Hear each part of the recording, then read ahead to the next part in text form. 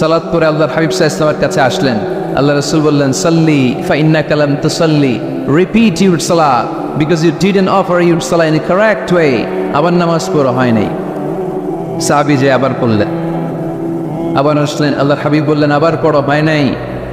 সাহাবী পরে আসলেন, আল্লাহর হাবিব বললেন সাল্লি ফা ইন্নাকা লাম তুসাল্লি, আবার নামাজ পড়া হয় নাই। এবার সাহাবী এসে কেঁদে দিলেন, এসে বললেন, ইয়া রাসূলুল্লাহ, এর চেয়ে ভালো তো আমি পড়তে পারি না। আল্লাহর হাবিব জড়িয়ে ধরলেন আর বললেন, আসো শিখিয়ে দেই কেমন করে সালাত পড়বে। সালাতে কোনো তাড়াহুড়ো করবে না। রুকুতে যখন যাবে তোমার পিঠটা হবে স্ট্রেইট ফরওয়ার্ড, স্ট্রেইট ফরওয়ার্ড। রুকু থেকে সোজা হয়ে দাঁড়াবে, দুই সেজদার মাঝখানে সোজা হয়ে বসবে। সেজদায় যখন যাবে রিল্যাক্স করবে। সালাতে কি করতে হয়? রিল্যাক্স। আমার সাথে সাথে সবাই আওয়াজ করে পড়েন, রিল্যাক্স। সালাতে রিল্যাক্স করবেন, তাড়াহুড়ো করতে পারবেন না। আল্লাহর হাবিব সাল্লাল্লাহু আলাইহি ওয়াসাল্লাম শিখালেন কিভাবে সালাত পড়তে হয়। তার মানে এই নবীরে বাদ দিলে সালাত বোঝা যায়, এই নবীকে বাদ দিলে সিয়াম বোঝা যায় না। সিয়াম কেমন করে পালন করতে হয় এই নবী শিখিয়েছেন। এই নবীকে বাদ দিলে হজ বোঝা যায় না, কারণ এই হাবিব বলেছেন, খুযু আন্নী মানাসিকাকুম, কেমন করে হজ করতে হয় আমার কাছ থেকে শিখে নাও। এ নবী এমন নবী, এ নবীরে বাদ দিলে জান্নাতে যাওয়া যায় না, ঠিক কিনা? এজন্য এই হাবিবের বাদ দেয়া যাবে? আল্লাহর হাবিবের চাইতে শ্রেষ্ঠ কাউরে পাওয়া যাবে? আমার নবীর চাইতে বিশ্বস্ত কেউ আছে? সে কোন বন্ধু বলো বেশি বিশ্বস্ত? সে কোন বন্ধু বলো বড় বিশ্বস্ত? কার কাছে মন খুলে দেয়া যায়, কার কাছে প্রাণ খুলে দেয়া যায়, পাওয়া যায় অতি আশ্বস্ত। তার নাম আহমদ বড় বিশ্বস্ত। সুবহানাল্লাহ। ওনার চাইতে বিশ্বস্ত গোটা দুনিয়ায় দ্বিতীয় কাউকে খুঁজে পাওয়া যাবে? এজন্য উনি যা নিয়ে এসেছেন ওইটাই আমাদেরকে ধরতে হবে, because he is our model. তিনি আমাদের সেলিব্রিটি, তিনি আমাদের মডেল। তিনি যেমন যেমন করেছেন তেমন তেমন করলে লাভ না লস? আওয়াজ করে বলতে হবে, লাভ না লস? এজন্য আল্লাহর হাবিব সাল্লাল্লাহু আলাইহি ওয়াসাল্লামের আদর্শই আমাদের আদর্শ, ঠিক কিনা? ওমা আতাকুমুর রাসূলু ফাখুযুহু ওমা নাহাকুম আনহু ফান্তাহু। Whatever he brings with, take it. Whatever he forbids, abstain from it. তিনি যা নিয়ে এসেছেন ধরো, তিনি যা নিষেধ করেছেন ছাড়ো। করা যাবে? আমি প্রশ্ন করে উত্তর দেন। তিনি যা নিয়ে এসেছেন ধরো। আওয়াজ করে বলবেন, তিনি যা নিয়ে এসেছেন, তিনি যা নিষেধ করেছেন, এতেই কল্যাণ। দুনিয়াতেও কল্যাণ, আখিরাতেও কল্যাণ, ঠিক কিনা? যা নিয়ে এসেছেন এতে বারাকাত, যা নিয়ে এসেছেন এতে কল্যাণ, যা নিয়ে এসেছেন এতে রাহমাত। যেটাই নিষেধ করেছেন ওটার মধ্যে গজব, ঠিক কিনা? যেটাই নিষেধ করেছেন ওটার মধ্যে ক্ষতি, যা তিনি বারণ করেছেন ওইটাতে লস। আমরা লসের খাতায় নাম তুলতে চাই না। এজন্য আল্লাহর হাবিব সাল্লাল্লাহু আলাইহি ওয়াসাল্লাম যা নিয়ে এসেছেন আমরা সেটাই ধরব, যা থেকে তিনি বারণ করেছেন ওটা ছাড়বো। আমি খুতবার শুরুতে এই আয়াতটাই তেলাওয়াত করেছি। আল্লাহ ইরশাদ করছেন, ওমা আতাকুমুর রাসূলু ফাখুযুহু ওমা নাহাকুম আনহু ফান্তাহু। তোমাদের নবী যা নিয়ে এসেছেন ধরো, যা নিষেধ করেছেন ছাড়ো, কারণ তিনি তোমাদের মডেল। আমাদের মডেল কোনো কবিরা না, আমাদের মডেল হচ্ছে নবীরা, ঠিক কিনা? নায়ক নায়িকা, গায়ক গায়িকা, ক্রিকেটার, বিজনেস ম্যাগনেট, এরা আমাদের মডেল নয়। আমাদের মডেল হচ্ছে বিশ্বনবী মুহাম্মদ সাল্লাল্লাহু আলাইহি ওয়াসাল্লাম। ইউরোপে, খোদ ইউরোপে বর্তমানে এই নামটা সবচেয়ে বেশি জনপ্রিয়, MUHAMMAD। সুবহানাল্লাহ পড়বেন না? সবচেয়ে জনপ্রিয় নাম কি? মুহাম্মদ। কারণ ইউরোপের ইয়াং সোসাইটির, মুসলিম ইয়াং সোসাইটির ছেলেরা এমনভাবে তারা দাওয়াতি কাজ করতে শুরু করেছে, বিষ্ণু ঈসা ইসলামের নামটা গোটা ইউরোপ জুড়ে ছড়িয়ে পড়েছে। কিছু ছেলে ক্লিনলিনেস অ্যাওয়ারনেস ক্যাম্পেইন করেছে, পরিচ্ছন্নতা অভিযান, যেখানেই ময়লা ক্লিন করে কিন্তু কোনো কথা বলে না। প্রত্যেক একটা টি শার্ট গায়ে দেয়, একটা গেঞ্জি পরে, ওই টি শার্টের পেছনে লেখা থাকে MUHAMMAD, মানে কি মোহাম্মদ। যারাই তাদের কার্যক্রম দেখে তারা দেখে তাদের গেঞ্জের পিছনে লেখা MUHAMMAD। কি চমৎকার আইডিয়া! ইউরোপিয়ান লোকদের মাথায় চিন্তা, কারা এরা, এত ভদ্র কেন, কেন এত পরিচ্ছন্নতার অভিযান করে, আর তাদের গেঞ্জের পিছনেই এই শব্দটা লেখা কেন, MUHAMMAD। Who is this personality? We don't know anything about you. আমরা তো কিছু জানি না ওনার ব্যাপারে। Then they search in Google. তারা গুগল করে, ইন্টারনেটে সার্চ দেয় মোহাম্মদ লিখে, ইন্টারনেট তাদেরকে মুহাম্মদ সাল্লাল্লাহু আলাইহি ওয়াসাল্লামের জীবনী দিয়ে দেয়। তারা মনের অজান্তেই বিশ্বনবীর জীবনী জেনে বিশ্বনবীর আশেক হয়ে যায়, বিশ্বনবীর প্রেমে পাগল হয়ে যায়। যাদের নসিব ভালো, অনেকে কালিমা পড়ে মুসলমান হয়ে যায়। এজন্য বিশ্বনবী সাল্লাল্লাহু আলাইহি ওয়াসাল্লাম তিনি হচ্ছেন আমাদের মডেল, ঠিক কিনা? তিনি যা এনেছেন সেটা আমরা ধরবো, তিনি যা নিষেধ করেছেন সেটা আমরা ছাড়বো। আমরা যদি আল্লাহর ভালোবাসা পেতে চাই, বিশ্বনবী সাল্লাল্লাহু আলাইহি ওয়াসাল্লামের আনুগত্যের দরকার আছে না নাই? এজন্য আল্লাহ বললেন, কুল ইন কুনতুম তুহিব্বুনাল্লাহা ফাত্তাবিউনি ইউহিব্বুকুমুল্লাহ ওয়া ইয়াগফির লাকুম যুনুবাকুম ওয়াল্লাহু গফুরুর রহিম। আল্লাহকে যে পাইতে চায়, হযরতকে ভালোবেসে আরশ কুরসি লৌহ কালম না চাইতে পেয়েছে সে। রাসূল নামের রশি ধরে যেতে হবে আল্লাহর ঘরে। নদী তরঙ্গে যে পড়েছে ভাই দরিয়াতে সে আপনি মেশে। হযরতের অনুসরণে আরশ কুরসি লৌহ কালম না চাইতে পেয়েছে সে। সুবহানাল্লাহ। এজন্য আল্লাহর হাবিব সাল্লাল্লাহু আলাইহি ওয়াসাল্লামের ভালোবাসা আমাদের অন্তরে থাকার দরকার আছে না নাই? আনুগত্যের দরকার আছে না নাই? তাহলে আল্লাহর ভালোবাসা পাওয়া যাবে, ঠিক কিনা? আর কি আমরা কোরআনের আলোকে আল্লাহর হাবিব সাল্লাল্লাহু আলাইহি ওয়াসাল্লামকে চিনব। আমরা কোরআন থেকে জানার চেষ্টা করব তিনি কেমন ছিলেন, কেমন ছিলেন আমার প্রিয় রাসূল। কোরআনুল কারীম থেকে যদি আমরা বিশ্বনবী সাল্লাল্লাহু আলাইহি ওয়াসাল্লামের পরিচয় জানতে চাই, কোরআন সর্বপ্রথম আল্লাহর হাবিবের যে পরিচয়টা আমাদেরকে দিবে, কোরআন বলবে তিনি হচ্ছেন রাসূলুল্লাহ। আমাদের প্রিয় নবীর সবচেয়ে বড় টাইটেলের নাম কি? রাসূলুল্লাহ। সবাই আওয়াজ করে পড়বেন, টাইটেলটার নাম কি? পৃথিবীতে এর চেয়ে বড় টাইটেল আছে? এমপি বলেন, মন্ত্রী বলেন, যাই বলেন না কেন, ধনকুবের বলেন, রাসূলুল্লাহর উপরে কোনো টাইটেল নাই, ঠিক কিনা? এর কারণ কেউ চাইলেই রাসূলুল্লাহ হতে পারে না। হতে পারে? আমরা সবাই মিলে যদি একজনের ভোট দেই, উনি তো রাসূল হয়ে যাবে, তাই না? হবে না? ভোট দিয়ে রাসূল বানানো যায় না? আমাদের মানব জাতির সাথে যদি জিন জাতি একাত্মতা পোষণ করে, মানব জাতি আর জিন জাতিও যদি ভোট দেয়, তাইলে তো রাসূল হবে। ফেরেশতারা যদি বলে আমরাও আছি সাথে, তাইলেও রাসূল বানানো যাবে না। তার মানে রাসূল ইলেকশনে হয় না, রাসূল হয় সিলেকশনে। আর সিলেক্ট করেন কে? আল্লাহু ইয়ালামু হাইসু আ'লামু হাইসু ইয়াজআলু রিসালাতা। আল্লাহই ভালো জানেন তিনি কাকে রাসূল বানাবেন। এজন্য চাইলেই রাসূল হওয়া যায় না, ভোট দিয়ে রাসূল বানানো যায় না। রাসূল সিলেক্ট করেন একজন, চিল্লায় বলেন তিনি কে? এজন্য কালামুল্লাহ মাজিদে বিশ্বনবীর সর্বপ্রথম যে পরিচয়টা পাওয়া যায়, কোরআন আমাদের সামনে আমাদের নবীর পরিচয় করিয়ে দিচ্ছেন, মুহাম্মাদুর রাসূলুল্লাহ والذين معه أشداء على الكفار رحماء بينهم।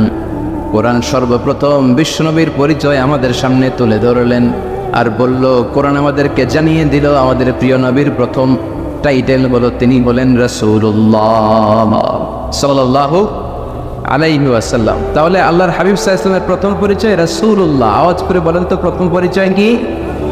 রাসূলুল্লাহ। তিনি আল্লাহর বার্তাবাহক, আল্লাহ তাআলার পক্ষ থেকে বাণীবাহকের কাজ তিনি করেন।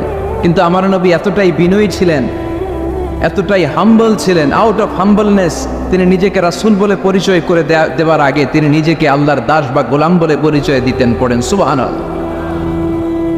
বিনয়ের কারণে তিনি বলতেন ইন্নী আব্দুল্লাহি ওয়া রাসূলুহু, নিশ্চয় আমি আল্লাহর দাস, নিশ্চয় আমি আল্লাহর গোলাম, তারপর আমি আল্লাহর রাসূল।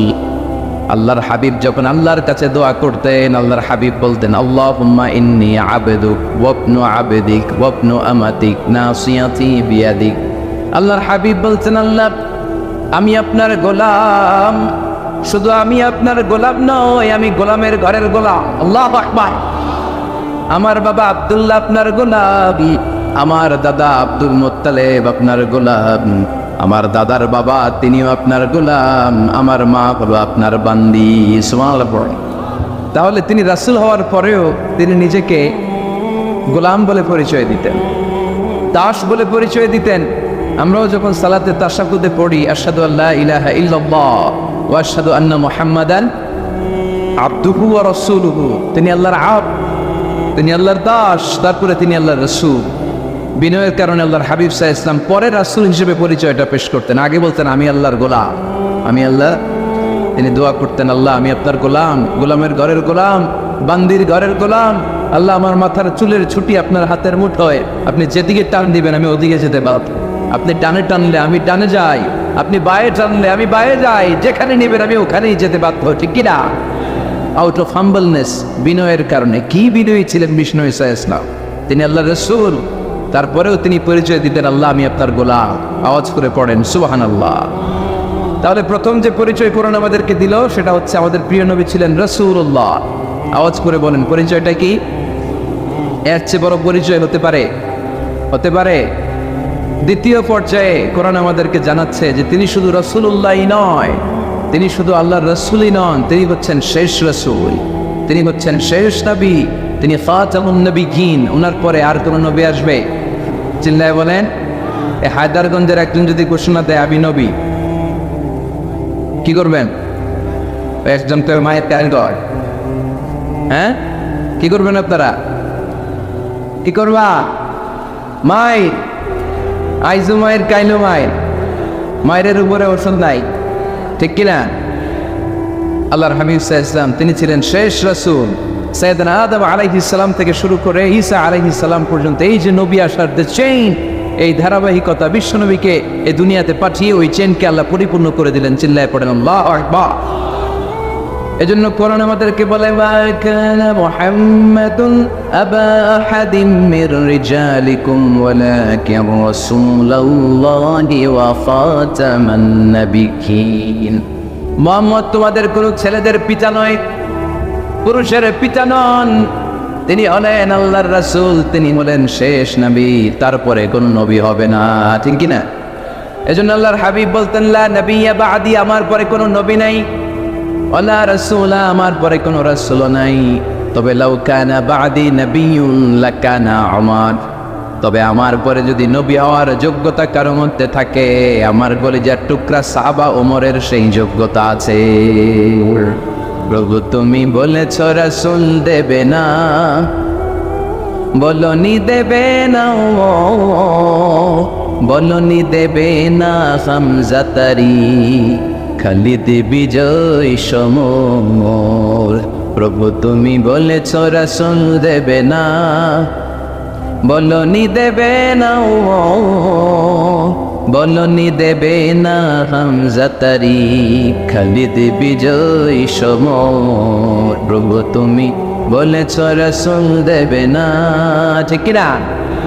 আল্লাহর হাবিব বললেন আমার পরে কোনো নবী নাই, আমার পরে কোনো রাসূল নাই, তবে আমার পরে যদি নবী হওয়ার যোগ্যতা কারো থাকে, ওমরের সেই যোগ্যতা আছে। সুবহানাল্লাহ। আল্লাহর হাবিব সাল্লাল্লাহু আলাইহি ওয়াসাল্লামের জামানায় এক লোক নবুয়তি দাবি করেছিল, ওর নাম ছিল মুসাইলামা। নাম কি ছিল? নাম শুনছেন না আপনারা? এসে নবুয়তির দাবি করে বলে ইয়া মুহাম্মদ আন-নবুওয়াতু নিসফুন লাকা ওয়া নিসফুন লি, নবুয়ত তোমার অর্ধেক আমার অর্ধেক, আমার অর্ধেকটা আমারে বুঝায় দাও। নাউজুবিল্লাহ পড়বেন না? আল্লাহর হাবিব বললেন কি নাম তোর? এই বেয়াদবটা বলল আমার নাম মুসাইলামা। আল্লাহর হাবিব বললেন আজ থেকে তুই শুধু মুসাইলামা নয়, আজ থেকে তুই মুসাইলামাতুল কাযযাব, মিথ্যাবাদী ভণ্ড মুসাইলামা, ঠিক কি না? এই বেয়াদবটা বিশ্বনবীকে কপি করত, আমার নবী যেমন যেমন করতেন ও তেমন তেমন করত। আল্লাহর হাবিব সাল্লাল্লাহু আলাইহি ওয়াসাল্লাম মদিনার নবজাতক শিশুদের মাথায় হাত বুলিয়ে দিলে বাচ্চাদের মাথার চুল বড় হয়ে যেত। এই বেয়াদবটাও কপি করে অনুকরণ করে তার এলাকায় নবজাতক বাচ্চাদের মাথায় হাত বুলিয়ে দিত, কিন্তু চুল বড় হওয়া তো দূরের কথা, যেই বাচ্চার মাথার তালুর মধ্যে এই বেয়াদবের হাত লাগছে ওই বাচ্চাগুলোর মাথা আজীবন ছিল টাকমাথা, কোনো চুলই গজায় নেই। আল্লাহর হাবিব সাল্লাল্লাহু আলাইহি ওয়াসাল্লাম লোনা পানির কুয়ার ভেতরে কুলি করে ফেলে দিলে ওই কুয়ার পানি মিঠা পানির কুয়ায় পরিণত হয়ে যেত, আর এই বেয়াদব মিঠা পানির কুয়ার মধ্যে কুলি ফেললে ওটা লোনা পানির কুয়া হয়ে যেত। আল্লাহর হাবিব সাল্লাল্লাহু আলাইহি ওয়াসাল্লাম দোয়া পড়ে গাছের মধ্যে ফু দিলে গাছের ফলনে বাম্পার ফলন হতো, আর এই বেয়াদব কোনো গাছের মধ্যে ধরলে মুহূর্তের মধ্যে ওই গাছ মরে যেত। তার মানে নবীর সাথে বেয়াদবি করেছে, ঠিক কিনা? আল্লাহর হাবিব সাল্লাল্লাহু আলাইহি ওয়াসাল্লামের পরে আর কোনো নবী আছে? মির্জা গোলাম আহমদ কাদিয়ানী নাম শুনছেন? শোনেন নাই? কে কে হাত তোলেন তো, সবাই শুনছেন? এই বেয়াদবটাও কাদিয়ান এলাকার লোক, সেও নবুয়তের দাবি করেছিল, কিন্তু তার পরিণাম ভালো হয় নাই, ঠিক কিনা? নবীরা পবিত্র, নবীরা যেই জায়গাটায় মারা যায় ওই জায়গাটাও পবিত্র, কিন্তু এই বেয়াদবটা মারা গেছে টয়লেটের ভিতরে, টয়লেটের টাঙ্কি ভেঙে পায়খানার গোডাউনের ভিতরে ঘুরছে, পায়খানা খাইতে নেই ব্যাটা হয়ে গেছে এত বড়, মেথর এনে শিকল দিয়ে বেঁধে টেনে হিচড়ে একে উপরে উঠানো হচ্ছে। এগুলো প্রমাণ করে আল্লাহর হাবিব সাল্লাল্লাহু আলাইহি ওয়াসাল্লামের পরে কেউ যদি নবুয়তির দাবি করে তার পরিণাম ভালো হয় না, চিল্লায় বলেন ঠিক কিনা? এজন্য সহিহ মুসলিমের বর্ণনা, আল্লাহর নবী বললেন মাসালি ওয়া মাসালুল আমবিয়াই মিন ক্বাবলি কামাসালি রাজুলিন বানা বাইতান, আমার দৃষ্টান্ত আর আমার আগের নবীদের দৃষ্টান্ত ওই ব্যক্তির মতো যেই ব্যক্তি একটা ঘর বানিয়েছে। কি বানিয়েছে? খেয়াল করে শুনবেন, আল্লাহর হাবিব বললেন আমার দৃষ্টান্ত আর আগের সব নবীদের দৃষ্টান্ত হচ্ছে ওই ব্যক্তির মতো যে ব্যক্তি একটা ঘর বানিয়েছে, যেই ঘরটা অনেক সুন্দর করে সে ডিজাইন করেছে, ঘরের ডানে বায়ে উপরে নিচে সামনে পেছনে এত সুন্দর ডিজাইন, নিখুঁত, খুব ধরার মতো কোনো জায়গা নেই। লোকজন এসে যারাই ঘরটা দেখে সবাই বলে বাহ বাহ, কি বলে, এত সুন্দর ঘর আমরা দেখি নাই। তবে একটা জায়গায় একটা ভুল ছিল, একটা জায়গায় একটা খুঁত ছিল, ঘরের একটা ওয়ালে ইটের গাঁথনির জায়গাটাতে এক জায়গায় একটা ইটা কম ছিল। কি কম ছিল?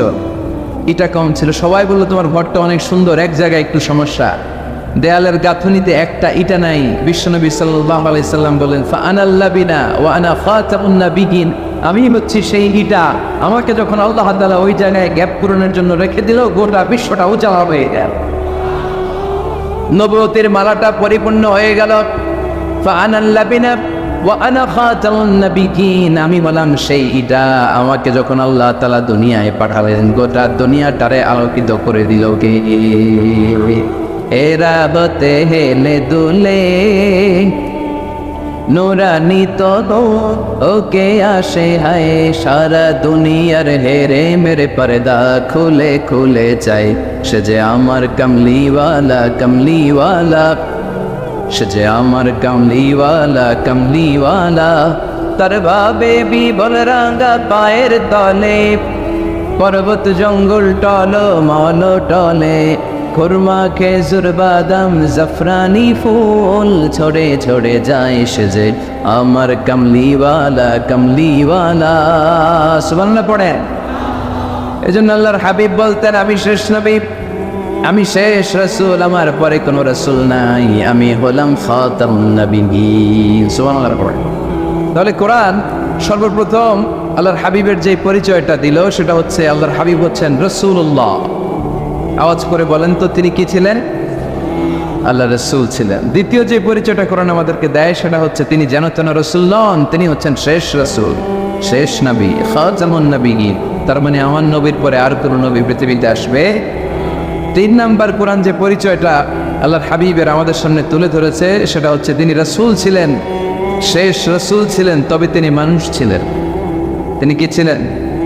আওয়াজ করে বলেন। আমার নবী কি জিন ছিল? ফেরেশতা ছিল না? কি ছিল? আওয়াজ করে বলেন কি ছিল? তিনি মানুষ ছিলেন, তবে যেন তেন মানুষ নন, অসাধারণ মানুষ। কেমন মানুষ? তিনি মানব, সাধারণ মানব নন, তিনি মহামানব, তিনি নবী। তিনি যেন তেন নবী ছিলেন না, তিনি মহানবী, ঠিক কিনা? আপনারা উঠতেছেন কেন? উঠলেন কেন আপনারা? প্যান্ডেলে গরম। কয় ঘন্টা ধরে বসে আছেন শুনি? 12টা থেকে আর অল্প কয়েক মিনিট। দিনের 12টা থেকে আল্লাহু আকবার, আল্লাহু আকবার। তারপরে বসে আছে দাঁড় করে বসাই দিব? হুজুর কি বলেন? দাঁড়াতে চান? একটু দাঁড়াতে চান? দাঁড়া। তাকবীর পড়েন, লিল্লাহে তাকবীর, লিল্লাহে তাকবীর, লিল্লাহে তাকবীর। আওয়াজ হয় নাই। এই যে আমার হাতের মতো মুষ্টিবদ্ধ হাত হচ্ছে শক্তির প্রতীক। ডান হাতটা এরকম মুষ্টিবদ্ধ করেন আর আওয়াজ করে পড়েন, লিল্লাহে তাকবীর, লিল্লাহে তাকবীর, লিল্লাহে তাকবীর। মাশাআল্লাহ, তাবারাকাল্লাহ। এবার বসেন, বসেন, বসেন। বসেনও বলা যায় না, বসেন বললে আবার সবাই শুরু করে বসেন, বসেন। বসে যান, বসে পড়ুন, বসে পড়ুন, বসে পড়েন। এবার জড়তা কেটে গেছে না? কেটে গেছে? ঘুম আছে আর ঘুম নাই? মাশাআল্লাহ। পিছনের ভাইরা বসেন, বসেন। হুজুরের দিক নির্দেশনায় আপনাদেরকে একটু দাঁড় করালাম। একটু আর মোড় ভেঙেছেন, একটু দাঁড়িয়েছেন, এখন আর ঘুম নাই, ক্লান্তি নাই। আর অল্প কয়েক মিনিট আমরা কথা শুনে বিদায় নিব, ইনশাআল্লাহ। পড়েন, আরো আওয়াজ করে পড়তে হবে, ইনশাআল্লাহ। আমার রাসূল সাল্লাল্লাহু আলাইহি সাল্লাম কি জিন ছিলেন? ফেরেশতা ছিলেন? তাহলে তিনি কি ছিলেন? আওয়াজ করে বলেন, কি ছিলেন? তিনি মানুষ ছিলেন, তবে সাধারণ মানুষ নন, অসাধারণ নন, ঠিক কিনা? তিনি মানব ছিলেন, যেন যেন মানব নন, তিনি মহামানব। তিনি নবী, তবে সাধারণ নবী না, তিনি মহানবী। সুবহানাল্লাহ পড়েন।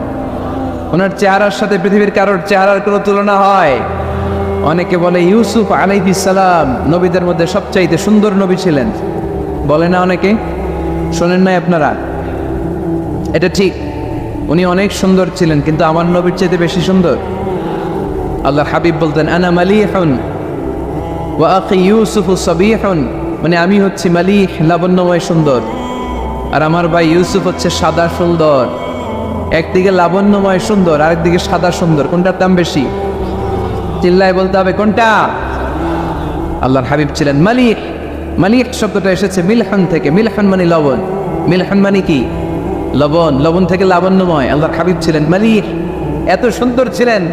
আম্মা জান আয়েশা যখন শুনলেন ওয়াকাত্তা'না আইদিয়াহুন, মিশরের নারীরা বুর্তুকাল কাটতে যে, লেবু কাটতে যে, কমলা লেবু কাটতে যে, সাইয়েদনা ইউসুফ আলাইহিস সালামকে যখন দেখলেন, আল্লাহ নবী ইউসুফ আলাইহিস সালামের চেহারার মাধুর্যতা এত সুন্দর ছিল, এত চমৎকার চেহারার গ্ল্যান্স, এটা দেখে মিশরের নারীরা লেবু কাটতে যে আঙ্গুল কেটে ফেলেছিল। আল্লাহর কোরআন সাক্ষী, সুবহানাল্লাহ বলে। এই ঘটনা যখন আম্মা জান আয়েশা রাদিয়াল্লাহু তাআলা আনহা শুনলেন, তিনি বললেন, ও মিশরের নারীরা, তোমরা ইউসুফ নবীর সৌন্দর্য দেখে লেবু কাটতে যে আঙ্গুল কেটেছো, আমার স্বামী বিশ্বনবী মুহাম্মদ সাল্লাল্লাহু আলাইহি ওয়াসাল্লামের চেহারা যদি দেখতা, তাহলে লেবু কাটতে যে আঙ্গুল নয়, কলিজাটা কেটে টুকরা টুকরা করে দিতা। আবার আম্মা জান আয়েশা বলেন, তোমাদের জন্য একটা সূর্য আছে, আমার জন্য একটা সূর্য আছে। তোমাদের সূর্য আমার সূর্যের মতো নয়, আমার সূর্যটাও তোমাদের সূর্যের মতো নয়। তোমাদের সূর্যটা প্রতিদিন সকালবেলা পূব আকাশে উদিত হয়ে গোটা বিশ্বটারে আলোকিত করে ফেলে, কিন্তু আমার সূর্যটা সকালবেলা উদিত হয় না। আমার সূর্যটা এশার নামাজের পরে মসজিদে নববীর দিক থেকে আমার ঘরের দিকে উদিত হয়, মানে আমার হাবিব আমার ঘরে আসে। আমার সূর্যটা যখন আমার ঘরে আসে, আমার পুরো ঘরটা তার নূর দিয়ে মুনাওয়ার হয়ে যায়। তোমাদেরও সূর্য আছে, আমারও সূর্য আছে। তোমাদের সূর্য ওঠে সকালবেলা, আমার সূর্য ওঠে আসার পরে। চিল্লায় পড়েন আল্লাহু আকবার। এই জন্য there is no comparison with our prophet Muhammad সাল্লাল্লাহু আলাইহি ওয়াসাল্লাম। তিনি মানুষ ছিলেন, তবে সাধারণ মানুষ নন, অসাধারণ নবী ছিলেন। যেন যেন নবী নন, মহানবী, মানব কিন্তু মহামানব, ঠিক কিনা? এই জন্য কোরআন আমাদেরকে জানিয়ে দেয়, কুল ইন্নামা আনা বাশারুম মিসলুকুম ইউহা ইলাইয়া আন্নামা ইলাহুকুম ইলাহুন ওয়াহিদ। ও নবী, আপনি বলে দেন, নিশ্চয় আমি তোমাদের মতোই মানুষ, কিন্তু আমার সুবহানাল্লাহ। তার মানে আল্লাহর হাবিব সাল্লাল্লাহু আলাইহি ওয়াসাল্লাম মন গড়া কিছু বলতেন না। কথা কি বুঝতে পারতেছেন? তা না হলে এই 15 দিন বানায় একটা বলে দিতেন না? আমরা হলে কি করতাম? একটা প্রশ্ন করছে কেউ, কি করতাম আমরা? বানায় একটা বলে দিতাম। জানি না, এই কথা কোনোদিন আমাদের মুখ দিয়ে বের হয় না। জানি না, এটা বলতে আমাদের লজ্জা লাগে। কিন্তু ক্লাসিক স্কলাররা, আল উলামা আল মুতাকাদ্দিমিন, যারা হাজারো প্রশ্নের উত্তরে বলতেন আনা লা আ'লাম আল্লাহু আ'লাম, আমি কিচ্ছু জানি না। কি জানি? আমি কিছুই জানি না। জানি না এটা বলতে আমরা জানি না, এটা বলতে শিখো। জানি না, কিছুই জানি না আমি। জানে কে? সবচেয়ে বেশি জানে কে? মুসা আলাইহিস সালাম বনি ইসরাইলের লোকদের কাছে বয়ান করতেছিলেন। হঠাৎ একজন দাঁড়িয়ে বলে, মান আ'লামু ফিল আরদ, নবী আল্লাহ মুসা, বর্তমান পৃথিবীতে সবচেয়ে জ্ঞানী কে বলেন তো? মুসা আলাইহিস সালাম বললেন, আনা, আমি। কি বললেন? আমি সবচেয়ে জ্ঞানী।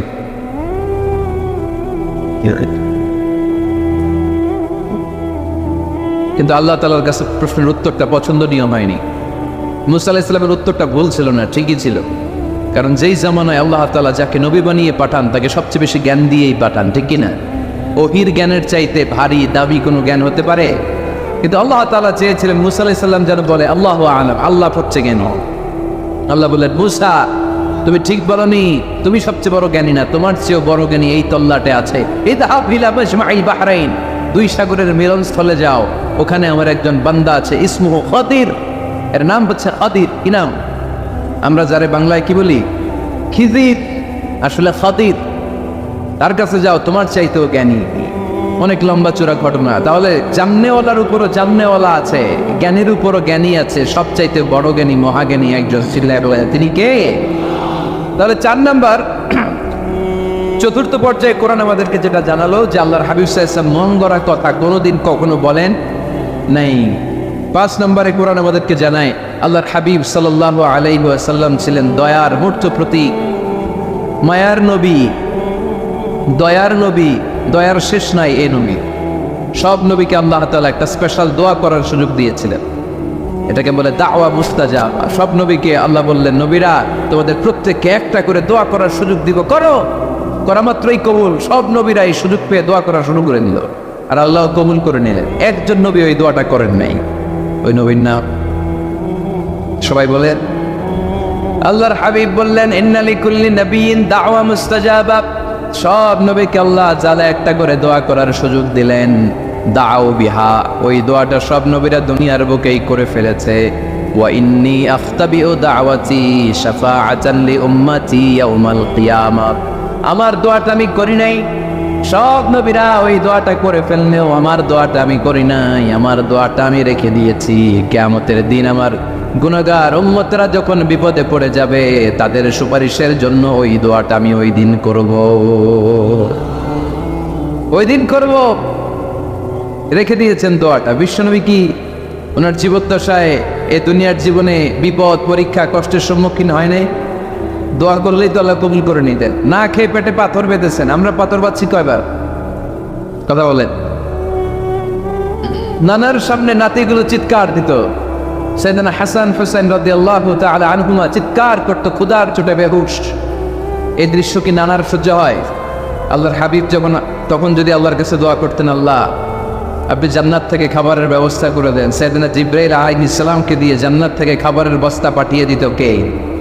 উহুদের ময়দানে দান শহীদ হলো, দোয়া করলে দোয়াটা কবুল করতো কে? তায়েফের ছেলেরা পাথর মেরে মেরে বিষ্ণুনবীর দেহটাকে ঝাঁঝরা করে দিয়েছে। তখনও যদি বিষ্ণু ইসা ইসলাম দোয়া করতেন, দোয়াটা কবুল করতো কে? দোয়াটাকে বিষ্ণুনবী করছিলেন? কথা বলে রেখে দিয়েছেন। কার জন্য? আমার জন্য রেখে দিয়েছেন, আপনার জন্য রেখে দিয়েছেন, আমাদের জন্য রেখে দিয়েছেন। চিল্লায় বলতে হবে ঠিক কিনা? খেয়ে না খেয়ে দিন প্রচারের কাজে নিজেকে দিয়েছ বিলিয়ে, তায়েফের কাফিরেরা চিনল না সে আলো, দুষ্ট ছেলেদের পিছু দিল লেলিয়ে। পাথরের আঘাতে ক্ষত বিক্ষত হয়ে সারা শরীর থেকে রক্ত ঝরে।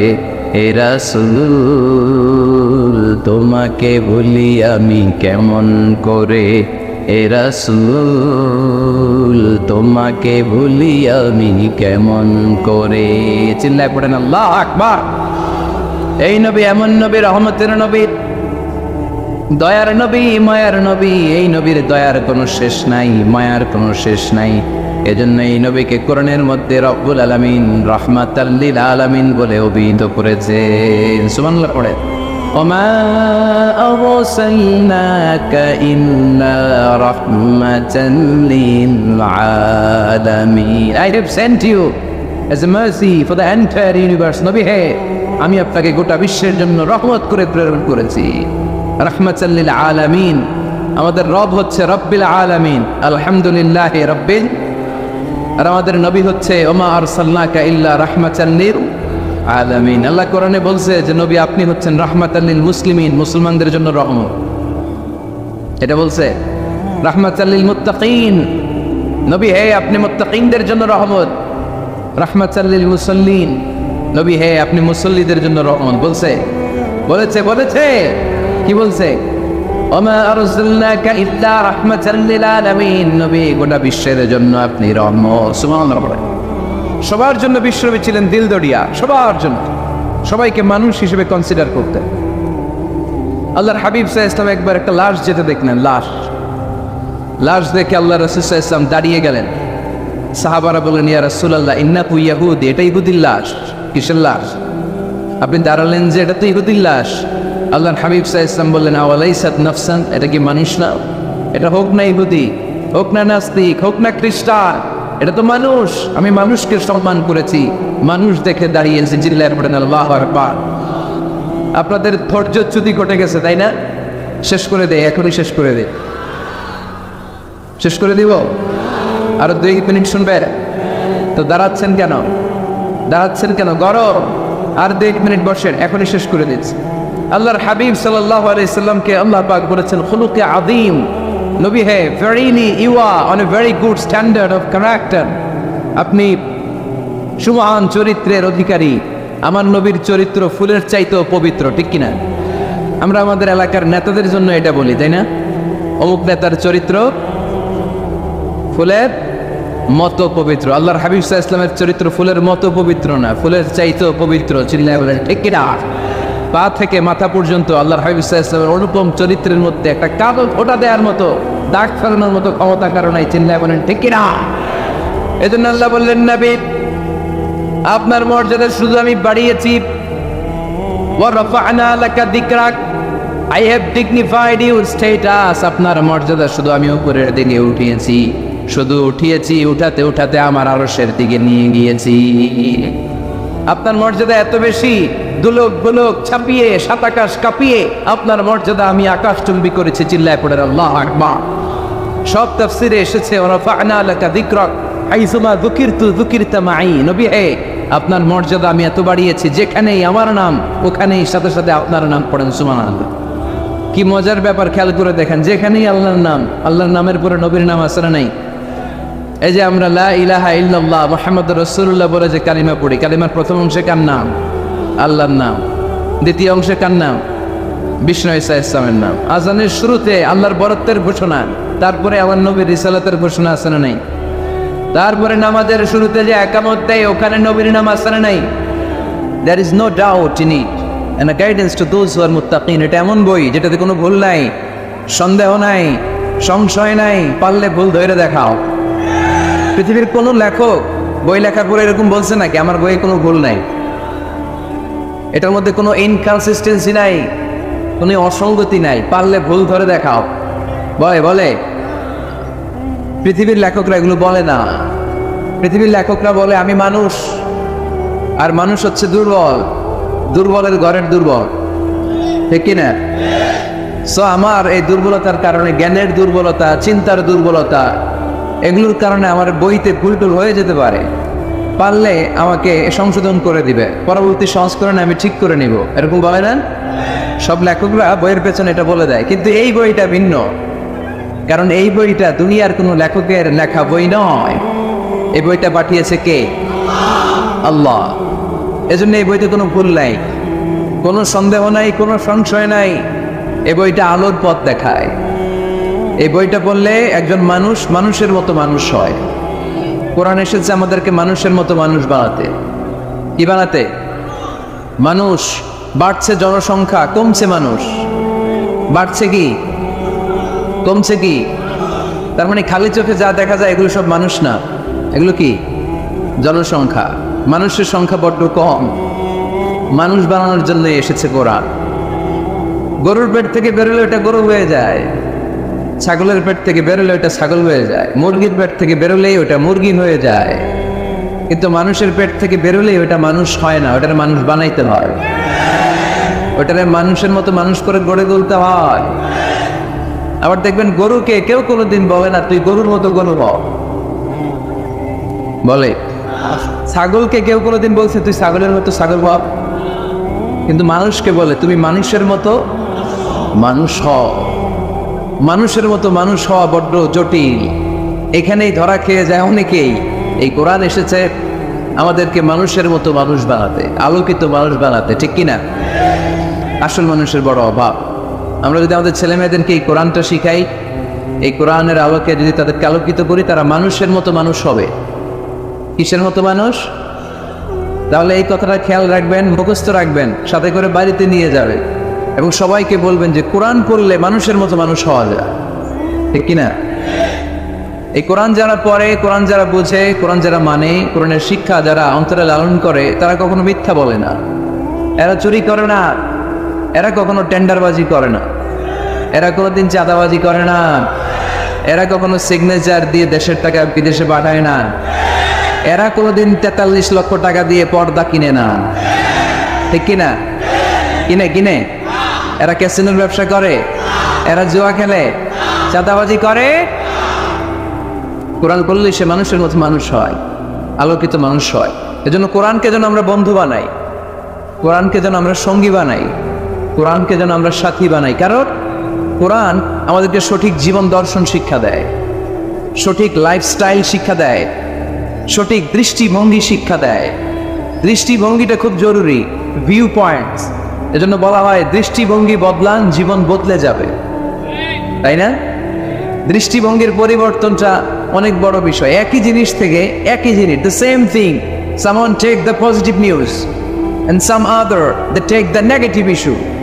একই জিনিস কেউ দেখে পজিটিভ, কেউ দেখে নেগেটিভ। একটা বোতলের মধ্যে যদি অর্ধেক পানি থাকে, একজন বলবে, আমি যদি বলি এখানে কি দেখতে পাচ্ছেন, একজন বলবে আমি দেখতে পাচ্ছি এই বোতলের অর্ধেক খালি, অর্ধেক উনি খালিটা দেখছে। আবার আরেকজন বলবে আমি দেখতে পেয়েছি এটার বোতলের অর্ধেক পানি ভর্তি। দুইজনেরটাই ঠিক, তাই না?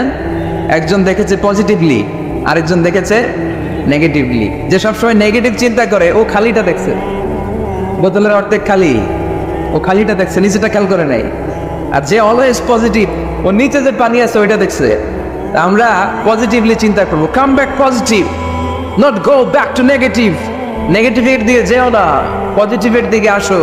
আল্লাহর হাবিব সাল্লাল্লাহু আলাইহি ওয়াসাল্লাম সবসময় অলওয়েজ হি ওয়াজ পজিটিভ, ভেরি পজিটিভ, অপটিমিস্টিক, প্যাসিমিস্টিক ছিলেন না। যে কোনো পরিস্থিতিতে তিনি পজিটিভ দিকগুলো খেয়াল করতেন। কখনো আল্লাহর হাবিব সাল্লাল্লাহু আলাইহি ওয়াসাল্লাম নেগেটিভ জিনিসের দিকে খেয়াল করতেন না। আল্লাহর হাবিব সাল্লাল্লাহু আলাইহি ওয়াসাল্লাম একটা লাশকে দেখে তিনি দাঁড়িয়ে গেলেন। সাহাবারা বলল, ইয়া রাসূলুল্লাহ ইন্নাহু ইয়াহুদি, এটা ইহুদির লাশ। কার লাশ? ইহুদির লাশ। আপনি দাঁড়ালেন যে? আল্লাহর হাবিব সাল্লাল্লাহু আলাইহি ওয়াসাল্লাম বললেন, আওয়ালাইসাত নাফসান, এটা কি মানুষ না? এটা হোক না ইহুদি, হোক না নাস্তিক আর আস্তিক, আমি তো মানুষ কনসিডার করে দাঁড়িয়েছি। তার মানে আল্লাহর হাবিব সাল্লাল্লাহু আলাইহি ওয়াসাল্লাম কনসিডার করেন না এটা মুসলমান না খ্রিস্টান, এটা আস্তিক না নাস্তিক, এটা বৌদ্ধ না নাসারা, না, এগুলো দেখেননি। আল্লাহর হাবিব দেখেছেন সে মানুষ। ওয়ালাকাদ কাররামনা বানি আদম, আল্লাহ বলেননি ওয়ালাকাদ কাররামনাল মুসলিমিন, ওয়ালাকাদ কাররামনাল মুত্তাকিন, ওয়ালাকাদ কাররামনাল মুসাল্লিন। আল্লাহ বলেন না আমি মুসল্লিদেরকে সম্মানিত করেছি, আল্লাহ বলেননি আমি মুমিনদেরকে সম্মানিত করেছি, আল্লাহ বলেননি আমি মুত্তাকিদেরকে সম্মানিত করেছি, আল্লাহ বলেছেন আমি মানুষকে সম্মানিত করেছি। আল্লাহর হাবিব সাল্লাল্লাহু আলাইহি ওয়াসাল্লাম এটাকে মানুষ হিসেবে কনসিডার করে দাঁড়িয়ে গিয়েছেন। আওয়াজ করে পড়েন আল্লাহু আকবার। এজন্য আমরা যেন মানুষকে আগে মানুষ হিসেবে দেখি। আমরা দেখার পরেই ভাগ করে ফেলি, ভাই আপনি কোন পীরের মুরিদ, ভাই আপনি কোন দল করেন, ভাই আপনি কোন পার্টির লোক। সে যে মানুষ, সে যে আমার ভাই, তার আসল পরিচয় যে সে মুসলমান, আমাদের সবার পরিচয় যে মুসলমান, এটা আমরা ভুলে যাই। আমরা ভাগ করি, পিস পিস করি। এই বেয়াদবগুলোর আল্লাহ পিস পিস করে ফেলবে।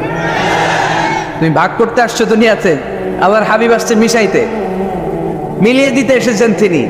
সহিহ বুখারীতে হাদিসের চ্যাপ্টারে একটা চ্যাপ্টার আছে, ইযহাবু বিনা নুসলিহ বাইনাহুম, আমাকে নিয়ে চলো আমি মিলায়া দিব। চ্যাপ্টারের নাম ইযহাবু বিনা, আমাকে নিয়ে চলো না আমি ওদের মধ্যে মিলায়া দিব। আল্লাহর হাবিব সাল্লাল্লাহু আলাইহি ওয়াসাল্লাম ঝগড়া দেখলেই এই কথাটা শোনায় দিতেন, আরে আমি আছি তো, আমাকে নিয়ে চলো আমি মিলায়া দেব। আমরা মিলাই দেই না আরো লাগাই দেই? হ্যাঁ, আগুন ধরলে আপনারা কি দিয়ে নিবার, তেল দিয়ে না পানি দিয়ে? পানি দিয়ে আগুন নেভাতে হয়, অনেক ওই জায়গায় তেল ঢেলে দেয়, আরো জ্বলুক আরো লাগুক, ঘুষাঘুষি মারামারি, এরকম আছে না? নাই না না, আমরা যেন এমন না করি, আমরা যেন মিলিয়ে দেই। আমাদেরকে একটা শক্ত সিন্ডিকেট তৈরি করতে হবে, শক্ত সিন্ডিকেট। এই সিন্ডিকেটটা হচ্ছে ঐক্যের সিন্ডিকেট, যাতে কোনো অপশক্তি আমাদের ঐক্যের সিন্ডিকেটকে ভেঙে দিতে না পারে। চিল্লায় বলো ঠিক কিনা? ঐক্যের শক্ত সিন্ডিকেট দরকার, যেটা কোনো অপশক্তি এটাকে বানচাল যেন করতে না পারে, এটাকে যেন নস্যাৎ করতে না পারে, এটাকে যেন দুর্বল করে দিতে না পারে। সেজন্য ভ্রাতৃত্বের বন্ধনে আমাদেরকে অটুট থাকতে হবে। কে কোন পীরের মুরিদ, কে কোন দল, কে কোন আইডিওলজি, কে কোন মতাদর্শে বিশ্বাসী, এগুলো যেন বারবার আমরা সামনে টেনে নিয়ে না আসি। আমরা যেন চিন্তা করি আমরা বাংলাদেশি মুসলমান। আমাদের এই ভূখণ্ডে আমাদের সবচেয়ে বড় পরিচয় আমরা বাংলাদেশি মুসলমান। দুইটা পরিচয়, এই ভূখণ্ডের কারণে আমাদের পরিচয় আমরা বাংলাদেশি, ঠিক কিনা? আরেকটা হচ্ছে আমাদের ধর্মীয় পরিচয়, আমরা মুসলমান। এটা যেন সবচেয়ে বড় পরিচয় হয়। যদি সে বাংলাদেশি মুসলমান হয়, সে আমার ভাই, সে আওয়ামী লীগ করতে পারে, সে বিএনপি করতে পারে, সে জামাত ইসলাম করতে পারে, জাতীয় পার্টি করতে পারে, এখানে দলাদলি করার কোনো সুযোগ নাই। দালাল খেতাব দিতে আমরা খুব অভ্যস্ত। তুই পাকিস্তানের দালাল, ও কয় তাইলে তুই ভারতের দালাল। আছে না নাই? বাংলাদেশের দালাল কেউ নাই। বাংলাদেশ কপাল পোড়া জাতি আমরা। আমরা এদেশের সন্তান হয়ে এদেশের দালালি করতে শিখলাম না। আল্লাহ তুমি বাংলাদেশের দালাল আমাদেরকে হওয়ার তৌফিক দান করো। আমরা যেন ভাগাভাগি না করি, আল্লাহ আমরা যেন মিলে থাকতে পারি, আল্লাহ তুমি তৌফিক দাও। আরো জোরে পড়ি আমিন। আমি সূরা তাওবার 112 নম্বর আয়াত তেলাওয়াত করেছি। সূরা তাওবার 112 নম্বর আয়াতে আল্লাহ তাআলা আমাদেরকে কিছু গাইডলাইন দিয়েছেন। 9টা গাইডলাইন। কয়টা? সবাই বলেন কয়টা? এগুলি খেয়াল করে মুখস্থ করে নিয়ে যাওয়া যাবে আজকে? মুখস্থ করে আবার আরেকজনের শোনায় দিবেন, পারা যাবে? যে এই 9টা বিষয় যদি কেউ লালন করে, নিজের মধ্যে ধারণ করে, আল্লাহ তাকে জান্নাতের সুসংবাদ দিয়েছে। আমরা জান্নাতে যেতে চাই কি চাই না? বাল্লিগু আন্নি ওয়ালাউ আয়া, একটি আয়াত হলেও আল্লাহর হাবিব বললেন পৌঁছে দাও। আমাদের ধর্মের এই মিশনারি ওয়ার্কটা, এটা সবার দায়িত্ব। মিশনারি ওয়ার্ক, দাওয়াতি অ্যাক্টিভিটি, এটা শুধু মিজানুর রহমান আজহারির দায়িত্ব না। উনি এসে শুধু দাওয়াত দিবে না, এটা সবার দায়িত্ব। আমি যদি বেশি জানি তো বেশি শোনাবেন, আপনি কম জানলে কম শোনাবেন। আপনি যদি শুধু জানেন লা ইলাহা ইল্লাল্লাহ মুহাম্মাদুর রাসূলুল্লাহ, আপনি তাহলে অতটুকুর দাওয়াত দিবেন। সবাই আমরা দাঈ ইলাল্লাহ। এজন্য কথাগুলো শুনবো, প্রথমত আমরা যেন এগুলো ধারণ করতে পারি, এগুলো পালন করতে পারি। কক্সবাজারের ভাইরা, অনেক ভাইরা এসেছেন, আমাদের সময় অনেক দামি। অনেকে দোকান পাট ব্যবসা বাণিজ্য বন্ধ করে টাকা খরচ করে এসেছেন, সময়টা যেন কাজে লাগে। আমরা আমাদের নিয়তকে খালিস করে নেই, যে আজকে আমরা যা শুনবো ঠান্ডা মাথায় ইখলাসের সাথে আমল করার নিয়তে শুনবো, এবং যা শুনবো মনে রাখবার চেষ্টা করব এবং এটা পৌঁছে দিব, ঠিক না? সবাই কি একমত? দ্বিমত আছেন নাকি কেউ কেউ? সবাই একমত তো? আসুন আমরা সরাসরি কোরআন থেকে তাফসীর শুনি। এই আয়াতটিতে আল্লাহ তাআলা মুমিনদের 9টি গুণের কথা বলেছেন। আমরা একে একে ধারাবাহিকভাবে গ্রাজুয়ালি 9টি গুণের কথা শুনব। প্রথম যেই গুণের কথা আল্লাহ তাআলা বলেছেন, আল্লাহ তাআলা উল্লেখ করছেন মুমিনদের প্রথম বৈশিষ্ট্য হচ্ছে আত্তাইবুনা। আমার সাথে সাথে সবাই পড়েন আত্তাইবুনা। সবাই পড়েন নাই, সবাই পড়েন আত্তাইবুনা, মানে মুমিনরা তওবা করে। এজন্য আল্লাহর হাবিব বললেন কুল্লুকুম খাত্তাউন, তোমরা সবাই পাপী, শুধু পাপী না, পাপীর ঘরের পাপী। ওয়া খায়রুল খাত্তাইনা আত-তাওয়াবুন, এই পাপীদের মধ্যে সবচাইতে ভালো পাপী যেই পাপী পাপ করার পরপরই তওবা করে। ইয়া আইয়ুহাল্লাযীনা আমানু তুবু ইলাল্লাহি তাওবাতান নাসুহা, ও বিশ্বাসীরা, তোমরা যদি অন্যায় করে ফেলো, তোমরা যদি ভুল করে ফেলো, তোমরা যদি নিজের নফসের উপর জুলুম করে ফেলো, উপলব্ধি আসার পরে আমার কাছে ক্ষমা চাও, তওবা করো, তওবার মতো তওবা করলে আমি জীবনের সব গুনাহ মাফ করে দিতে পারি। তিনি দয়াময়, তিনি মেহেরবান, তার দয়া যে কত বিশাল আপনি কল্পনাও করতে পারবেন না। তুবু ইলাল্লাহি তাওবাতান নাসুহা, তওবার মতো তওবাতুন নাসুহা মানে কি? তওবার মতন তওবা, এমন তওবা যে তওবাতে আল্লাহ আপনারে মাফ করবেই, যেই তওবার মধ্যে জড়িত আছে আবেগ, যেই তওবাতে জড়িত আছে চোখের পানির স্পর্শ, চোখের পানির এত দাম। অনুতপ্ত বান্দা যখন গুনার কথা স্মরণ করে কাঁদে, চোখের পানি ছেড়ে দেয়, এই চোখের পানি চোখ বেয়ে নাকের ডগাবে মাটিতে পড়ার আগেই আল্লাহ অনুতপ্ত বান্দার জীবনের সব গুনাহ মাফ করে দেয়। এজন্য চোখের পানি ছাড়তে হবে। আমাদের হৃদয়ের ভেতরটা অনেকের খুব শক্ত, নরম হয় না, চোখ দিয়ে পানি নামে না। সর্বশেষ কবে যে আমরা কেঁদেছিলাম অনেকের মনে নাই, এরকম আসরা নাই। যদি জিজ্ঞেস করি ভাই আল্লাহর ভয়ে সর্বশেষ কাঁদছিলেন কবে, মনে নাই। কবে যে কাঁদছিলাম, এত ব্যস্ত আমি, কখন কাঁদবো, কাঁদারই তো সময় নাই, এরকম আসরা নাই না। কুল্লুকুম খাত্তাউন, সবাই পাপী। আর এই পাপীদের মধ্যে সবচেয়ে বড় পাপী যে পাপ করার পরপরই তওবা করে। আপনার পাপ কত বড়, কি গুনাহ করেছেন, কত বড় জুলুম করেছেন, আপনার পাপ, আপনার অন্যায়, আপনার ভুল, আপনার জুলুম যত বড়ই হোক, আল্লাহর দয়া, আল্লাহর ক্ষমা তার চাইতে বড়। আমাদের পাপ যদি হয় খালের পানির সমান, বিলের পানির সমান, জেনে রাখবেন আল্লাহর দয়া সাগরের পানি সম। আমাদের পাপ যদি হয় পাহাড়ের সমান, আল্লাহর দয়া আকাশের সমান। এজন্য আল্লাহ বললেন তুবু ইলাল্লাহি তাওবাতান নাসুহা, তওবার মতো তওবা করো। তওবার মতো যদি তওবা করতে পারো, সব গুনাহ মাফ করে দিতে পারে কে? কত যে দয়াময় চিনি, কত যে মেহেরবান। দয়ার ভালোবাসাকে তিনি 100 টুকরা করেছেন, এক টুকরা আমাদের সবার মাঝে ভাগ করে দিয়েছেন, 99 টুকরা উনি নিজের মধ্যে রেখে দিয়েছেন। দেখেন আমাদের এক টুকরার ভালোবাসার নমুনা পৃথিবীব্যাপী আপনি খোঁজ করে দেখেন, কত ভালোবাসার ঘটনা। এক একজন যে কত লাভ স্টোরি জানে। যদি জিজ্ঞেস করি ভাই একটা লাভ স্টোরি শোনান, আপনি ঘটনা শুনতে শুনতে নিজেই কাঁদতে শুরু করবেন। এত চমৎকার লাভ স্টোরি, এত চমৎকার ভালোবাসার উপন্যাস, এত চমৎকার নাটক, ভালোবাসার দৃশ্য দেখলে অবাক লাগে। বন্ধু বন্ধুর জন্য ভালোবাসা, স্বামী স্ত্রীর জন্য ভালোবাসা। নেপালের ওই যে কি যেন একটা এয়ারপোর্টে আমাদের ইউএস বাংলার একটা এয়ারক্রাফট ক্র্যাশ করেছিল, হ্যাঁ, হাজব্যান্ড ওয়াইফ, কি নাম এটা, ত্রিভুবন ইন্টারন্যাশনাল এয়ারপোর্ট, ত্রিভুবন। এই ত্রিভুবনে আমাদের পাইলট যখন সিগন্যাল চাচ্ছিল, ওখানে ওই 10 না 01 নাকি 20 এই নিয়ে কনফিউশনের কারণে ওনারা সেফলি ল্যান্ড করতে পারেনি, মারাত্মক ক্র্যাশ।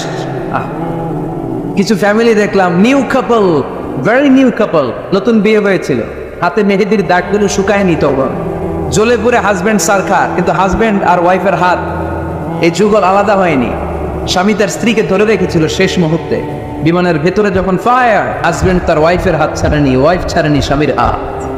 ভালোবাসার নমুনা। 1 ভাগ ভালোবাসার ছিটুফোঁটা আমরা পেয়েছি, ঠিক কিনা? ওই 1 ভাগ কি আমি একা পাইছি, আপনি একা পাইছেন? আমরা সবাই মিলে। আমি পত্রিকায় একটা রিপোর্ট দেখেছি, আমি প্রায় বলি, বন্যার পানিতে পানি খেতে খেতে মা জীবন শেষ, কোমর পানি, গলা পানি।